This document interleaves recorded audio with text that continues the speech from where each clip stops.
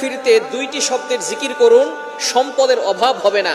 আল্লাহ পাক রব্বুল আলামিন আপনাকে সম্পদ দান করবেন, এটা আল্লাহ পাক রব্বুল আলামিন পবিত্র কোরআনুল কারীমের ভিতরে নিজেই বলে দিয়েছেন।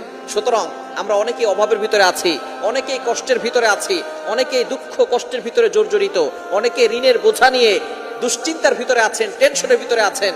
যত ধরনের টেনশন আছে, যারা ফ্রাস্ট্রেটেড পিপল, তাদের জন্য এই দুইটি আমলের কথা বলবো।